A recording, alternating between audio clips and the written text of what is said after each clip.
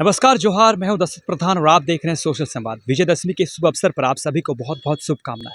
आज इस पावन दिन पर हम पहुंचे हैं खरसवां के राजमहल में। इस राजमहल का एक पुराना कहानी है, 1000 साल पुराना विरासत है। उस विरासत से आपको रूबरू करवाएंगे। दरअसल जब आपको हम इतिहास में ले जाते हैं तो आज का दिन में यहाँ पे शस्त्र पूजा की जाती है। सरदार भूमि समुदाय के लोग यहाँ पहुँचते हैं, देवरी यहाँ पे पूजा पाठ करते हैं और उसके बाद राज परिवार के लोग भी शस्त्र पूजा करते हैं। एक अलग सा आज एक माहौल बनता है यहाँ पे। सब नाच गान करते हैं। जो यहाँ की रानी है, माता हैं, वो भी नाच नृत्य करती हैं और उसके हाथ एक देखा जाए तो एक तरह से जोश और उमंग भरती हैं अपने सैनिकों में। और उसके बाद जो है विरासत की बात की जाए, इतिहास की बात की जाए तो अगले दिन युद्ध के लिए निकलते हैं। तो देवरी जो है वो सबसे पहले जो है शस्त्र पूजा करते हैं, शस्त्र को टीका लगाते हैं, उसके बाद राजा के हाथ में थमाते हैं और जिसके बाद आगे आगे आपके भूमि सरदार समुदाय के सैनिक बढ़ते हैं और पीछे पीछे राजा बढ़ते हैं और युद्ध पे निकल जाते हैं। तो ये कुछ कहानी है। आज उसी कहानी को दोहराया जाता है और हर साल इस दिन विजयदशमी के दिन जो है शस्त्रों की पूजा पाठ की जाती है, जहाँ पे दो समुदाय जो हमने कहा राजमहल पहुँचते हैं, भूमि सरदार समुदाय के लोग और भूया समुदाय के लोग, और उसके बाद यहाँ शस्त्र पूजा करते हैं। नृत्य नृत्य होती है, एक तरह से उत्सव मनाया जाता है। अलग अलग जैसे हिंदू राजा हुए, पुजारी हुए, आप राज परिवार के हुए, सभी ने जो है यहाँ पे अखाड़े में करतवाज की क्या कुछ पूरा महत्व है इसका? देखिए, हम लोगों का आज यहाँ पर जो खरसवां राज परिवार में है, हम लोगों को 64 पुस्त से करीब 900 साल से हम लोग यहाँ पर रह रहे हैं।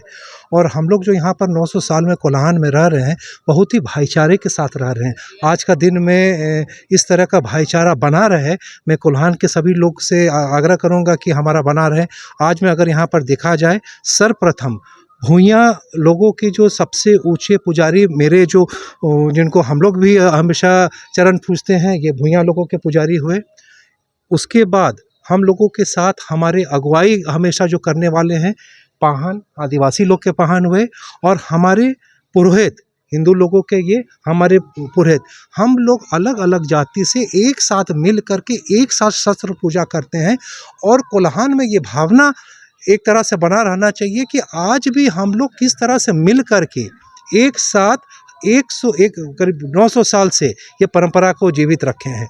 और कोल्हान के लिए ये मैं बहुत गर्व की बात कहता हूँ कि इस तरह की परंपरा है। और इस तरह की परंपरा को हम लोग जितना कोशिश कर सके आज हम लोग जीवित रखे हैं कि हम लोग मिलजुल करके एक साथ सब लोग रहें। जय माँ पावड़ी, जय झारखंड।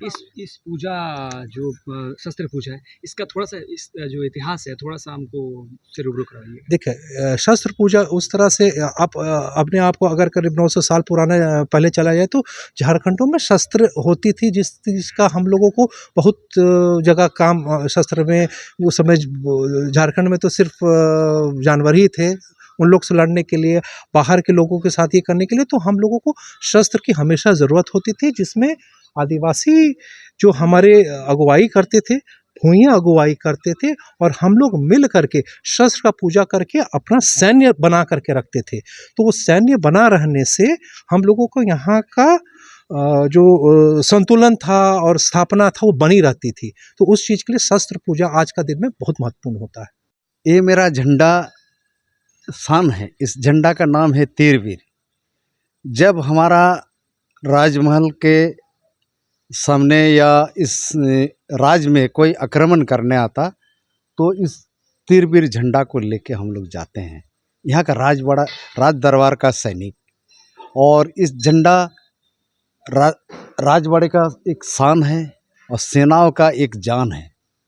इस झंडा को जब भी सैनिक युद्ध में जाते हैं तो वो नहीं सोचता है कि मैं लौट के आऊँगा कि नहीं लौट के आऊँगा।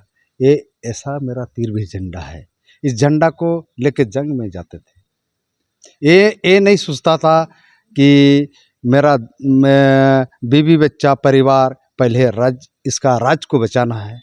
ये तीरवीर, ये हमारा झंडा। इस झंडा के सामने सारे सिपाही नमन करते हैं। नमन करने के बाद एक उसमें आदेश प्रदान करता जो भी सैनिक सरदार रहता है, जैसे 10,000 सिपाही का मालिक, 5,000 सिपाही का मालिक, सारे सैनिक के सामने वो बोलता है और इस झंडा को लेकर आगे बढ़ता है।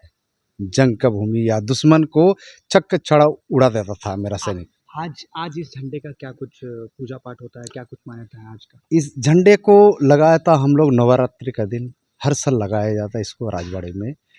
9 दिन के बाद इसमें 10वीं पूजा होता है और 10वीं पूजा के बाद जो भी हमारा तरवाल बाजी सीखा जाता है, महिलाओं माँ बहन यहाँ का नृत्य करता है रानी माँ के साथ, और इस झंडा को पूजन करके हम लोग इस झंडा को मैं उतार के रानी माँ के हाथ में दे के हम लोग चला जाते हैं। ये झंडा का सामने सारे सैनिक को कहा जाता था, लाल मिट्टी में जन्म लेने वाला, रंग है तेरा काला, तू ना किसी को डरने वाला, तू है एक लड़क वाला, माँ माटी और बेटी को रक्षा करने चलेंगे शेर का माफी। जय माँ का शनि, जय माँ का शनि, जय माँ भवानी।